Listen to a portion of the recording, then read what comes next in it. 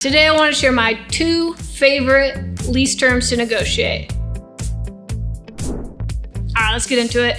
End dates. So most owners just default to a one year lease. Pretty standard, 12 months, But we want to avoid winter vacancies whenever possible. So if you have a lease starting and 12 months out, it's going to end in November, December, or January.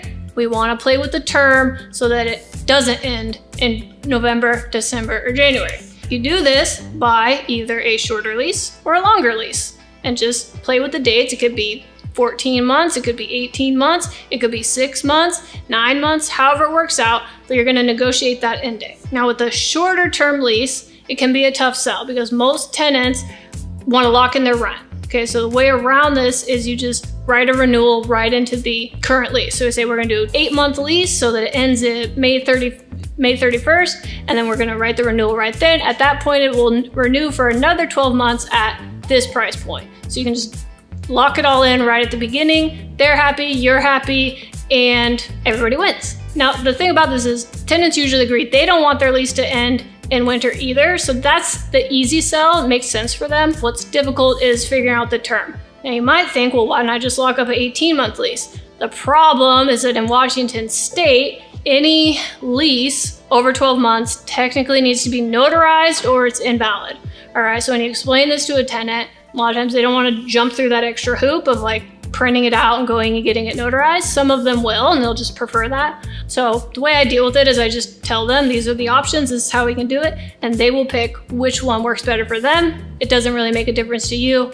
It's really up to them. That's how we deal with that. It works really well, and I highly recommend it. Another small thing about the end date of a lease is that ideally we don't want the lease to end on the last day of the month.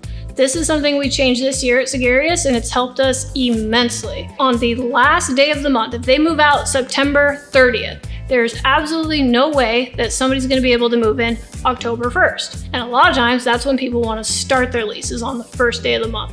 So if you can end your lease on September 20th, then you can start the next lease on October 1st. So that's a big win if you can negotiate it. The other thing with the last day of the month lease end dates is that all of your vendors are going to be slammed because everybody's moving out, whether they're working for you or whoever else. All rental properties are turning over at the end and the beginning of the month. So all your vendors, the handymans, the cleaners, the painters, the flooring vendors, everybody is just slammed. But if you call up your cleaner on September 15th, they're stoked. They're so excited, like, hey, we actually have work in the middle of the month. This is great. So they'll be happy, your timelines will shorten, you won't get delayed because your vendors are overloaded. So that's another added benefit of staggering the move out dates throughout the month. All right, my second favorite, or honestly equally as favorite, just my other favorite lease term to negotiate or to use is rent credits. This happens pretty often, all right? Your most qualified tenants are the type of people, and when I say most qualified, I'm talking highest credit score, highest incomes. These are the type of people who really plan ahead, okay? So they don't just decide one day that they're gonna move tomorrow or next week. They plan a month, 2 months in advance, and they're making big moves in their life type of people. All right, so they will often want to start their lease way out in the future. So for example, we'll have today's August 27th, and they'll say, that's great, I love this place. Can we move in, October 1st? You're like, well, I don't really want to leave the unit vacant for over a month for these folks, but I also don't want to lose these folks because they're highly qualified tenants and I want to approve them. So here's what I do when I try to negotiate this. I counter them with a split the difference offer with a free rent incentive. So I say something like, how about a September 10th move-in with 7 days free rent? So notice how I presented this with the free rent. The obvious split the difference offer would be, how about a move-in date of September 17th? But in that case, the tenant didn't get anything for free.